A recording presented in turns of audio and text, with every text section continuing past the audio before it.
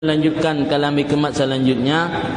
Boleh saya jelaskan bacut dalam kitab Iqadul Himamino lagi jelaskan bahawa sebahagian hamba-hamba Allah ketika orangnya mendapatkan apa yang mereka inginkan, mereka senang hanya satu kali.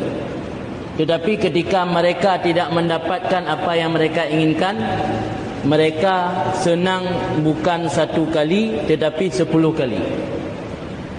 Bahkan watihana truk yang diinginkan senang truk 10 ke, punya truk senang 3.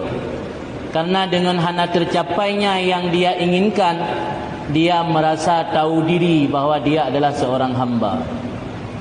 Sebab tanya punya truk pu yang tahun oleh Allah, kadang-kadang ibadah penyakit ujub lah ngerti.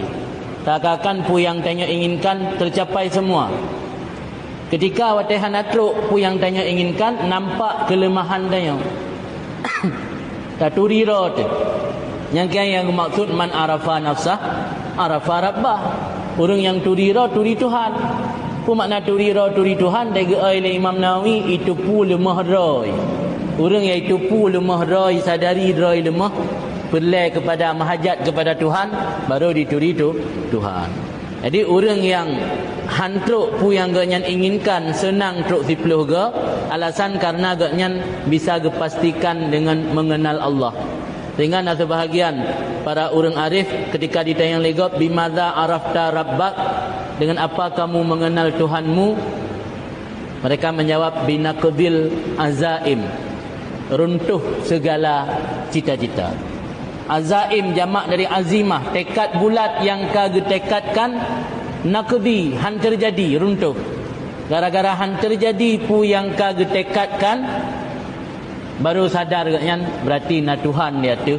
Atu katanya, yang katanya butuh kepada Tuhan, han terjadi menyokan kehendak tu, kan kehendak Tuhan.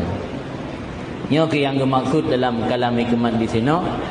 Himmah babetat ketiga tat, tekad yang kuat sekalipun tetap tidak mampu merobek dinding takdir. Bila bertentangan dengan pu yang ka Allah takdirkan, maka atanya tetap han terjadi. Berarti pu yang terjadinya tak lepas daripada takdir Allah.